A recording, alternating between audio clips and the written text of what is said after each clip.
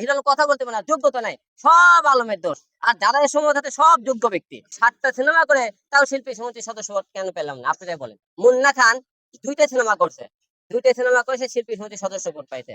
রাসেল মিয়া 2টা সিনেমা করছে, করে শিল্পী সমিতির সদস্য পদ পাইছে। হিরো আলম চলচ্চিত্রে কেউ না। আমি বলবো রাসেল মিয়া ওই চলচ্চিত্রে কেউ না। বলে কি কন্টেন্ট ভাই, চিকন আলী সারাদিন তুই দেখছিস আমার নিয়ে উল্টো পাল্টা করে, তুই দে ওই সমাজে অশ্লীলতা বানাইতেছিস। আমার তো এইরকম অশ্লীলতা কন্টেন্ট দিয়ে একটা দেখাতো। অনেকে বলে আমি চলচ্চিত্র কেউ না, আর শিল্পী সমিতি তো আমার সদস্য পদ নেই, আপনার সবাই জানেন, দেয়নি। তাহলে আমি নির্বাচনে এখানে আসে কি করবো বলেন? এখানে তো আমার আসে কোনো লাভ নাই। আজকে প্রতিরোধ সমিতিতে আমি কটা লোকের বিরুদ্ধে বিচার দিছি, যে গত কয়েকদিন ধরে তুমি শিল্পী সমিতির কেউ না, আমাকে নিয়ে অনেকে বাদে বাদে মন্তব্য করেছে। যেমন রাসেল মিয়া বলছে হিরো আলম চলচ্চিত্রে কেউ না। আমি বলবো রাসেল মিয়া ওই চলচ্চিত্রে কেউ না, তুই অবৈধ নির্বাচন করতেছিস। কারণ কি জানেন, ওই 2টা সিনেমা করছে। রাসেল মিয়া 2টা সিনেমা করে কিভাবে সে শিল্পী সমিতির সদস্য পদে নির্বাচন করতেছে? তারাই বলতেছে শিল্পী সমিতি 5টা সিনেমা হলে তার সিনেমা করতে পারবে, যে তার সিনেমা লো লেভেলে। আমার সিনেমা তার সিনেমা একদিন প্রজেক্টরে ওপেন করবো নি, আমারটা লো লেভেল না তারটা লো লেভেল। তো অনেকে অনেক রকম বাজে মন্তব্য করতেছে। তারপরে মনে করেন ডেঞ্জার নাসরি বলে হিরো আলম 3-4 লাখ দিয়েছে সিনেমা। ভাই ভাই 3-4 লাখ টাকা জীবনে সিনেমা হয় আপনারা জানেন না? মনে করেন তারা এই যে আজে বাজে মন্তব্য করতেছে। তারপরে মনে করেন পলি আপা বলতেছে হিরো আলম হলে যে আমরা মিথ্যে আশ্বাস দিচ্ছিলাম। তাহলে আপনি ওকে মিথ্যে আশ্বাস কেন দিবেন? শিল্পী সমিতি দেখেন, দিয়ে টাইপের মেয়ে তার শিশু শিল্পী হিসেবে অভিনয় করে সেই শিল্পী সমিতির সদস্য করতেছে। মুন্না খান 2টা সিনেমা করছে, 2টা সিনেমা করে সে শিল্পী সমিতির সদস্য পদ পাইছে। রাসেল মিয়া 2টা সিনেমা করছে, করে শিল্পী সমিতির সদস্য পদ পাইছে। মামুন নামে একটা ছেলে কেবল সিনেমাই করেন, কেবল সিনেমা শুরুর আগে সে শিল্পী সমিতির সদস্য পদ পাইছে।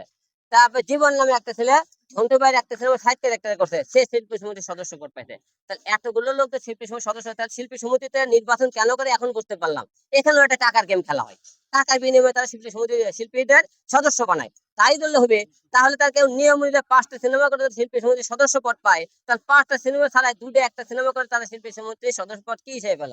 তাদের বাপ নেতা দেখে, তাদের ক্ষমতা আছে না ট্যাক আছে বলে? তাহলে আমি 7টা সিনেমা করে তাও শিল্পী সমিতির সদস্য পদ কেন পেলাম না, আপনারাই বলেন। আমাদের প্রদেশ সমিতি একটা মেসেঞ্জার আছে, সেখানে মনে করেন কথাবার্তা মামুন ভাইয়ের বাসা তো বগুড়া, আমার বাসা বগুড়া, আপনি সবাই জানেন। এখানে এক জায়গা থেকে ভালো মন্দ অনেকে অনেক রকম কথা বলতেই পারে, এটা নিয়ে অনেকে স্থানীয় মধ্যে যখন চিন্তা থাকে। আমাদের গ্রুপের মধ্যে কিছু চিন্তা আছে, এই চিন্তা গুলো করছে কিছু পার্সোনাল কথা, সেগুলো ভাইরাল করে দিছে যাতে আমার সম্মানটা নষ্ট করে নেই মাউন্ট ব্যাগ এরকম অনেকে। আমি ওখানে বলেছিল যে আমাকে মনে করেন আমি বন্ধ করে দেবো, তারপরে মনে করেন মামলা করবো। আমি মামলা করতে চাইনি আর কি, আমি বলছিলাম আমি লিগেল নোটিশ পাঠাবো শিল্পী সমিতি। কেন? আমি এতগুলো সিনেমা করার পরে শিল্পী সমিতির সদস্য কেন দেয় না? তার মুখেও বলতেও লজ্জা লাগে না, কাগজে বলতেও লজ্জা লাগে, বলে না। তাই লিগেল নোটিশের মাধ্যমে বলুক আমাকে কেন তারা দেয় না। এই জন্য বলেছিলাম যে আমরা নোটিশ করবো তাদেরকে। আমি শিল্পী সমিতির সদস্য কেন পেলাম না এতগুলো সিনেমা করার পরও? চিকন আলী সারাদিন কোনো কাজ নাই, ওরে তো মনে করেন মানে কেউ মনে করেন কাজেই নেয় না, সারাদিন খালি হিরো আলম নেয় বদনাম, কি করে বড়ান লাগবে খালি হিরো আলমকে বলে। বলে আমার নাকি হিরো আলম ক্লিয়ে কি কোনো জায়গা প্রবেশ করা দেবে? তার কি সেই লেভেল আছে? তার লেভেল কোন জায়গাতে আমি জানি না। তাই কয়টা সিনেমা কথা নেই, তার কন্টেন্ট বলেন হিরো আলমের যে কন্টেন্ট গুলো চলার মতো নাই। আর কিছু কন্টেন্ট আপনি করে দেখায় 2-4টা নাম শুনলাতে কেউ লজ্জা পাইন না, যে কিছু কন্টেন্ট নাম বলতেছে। ভাবি খেলতে পেতে পারো কলেজের বেগুন, আমি দেখাইতেছি আপনি আপনাকে উল্টো পারে তুচ্ছ মহিলা। হ্যাঁ, তারপরে দালাল, ভাবি তুই কুত্তো খাই, এগুলো কি কন্টেন্ট ভাই? চিকন আলী সারাদিন তুই দেখছিস আমার নিয়ে উল্টো পাল্টা করে, তুই যে ওই সমাজে অশ্লীলতা বানাইতেছিস। আমার তো এইরকম অশ্লীলতা কন্টেন্ট দিয়ে একটা দেখাতো। সিনেমার কথা বললে তো হিরো 3-4 লাখ টাকার সিনেমা, 3-4 লাখ টাকার সিনেমা হয়? কেউ বলতে পারবেন? একটা আমার সিনেমাতে অনেক লো লেভেল সিনেমা। আচ্ছা ভাই, কাজী আচ্ছা অভিনয় করছে, মুনমুন আপা অভিনয় করলো, একা করলো, তারপরে মনে করেন রিনা খান করলো, দুলালি করলো, শবনম পারভিন করলো, মেহেদি করলো, তারপর ড্যানি রাজ করলো, তারপরে হাবিব খান করলো। তার এতগুলো লোক সিনেমা করে, তাহলে এই সিনেমা লো লেভেল হয়ে গেল? তার এরা এই আর্টিস্ট গুলো দিয়ে তারা যখন সিনেমা বানায়, তাহলে কি সেটা কি একবার হাই বাজেট?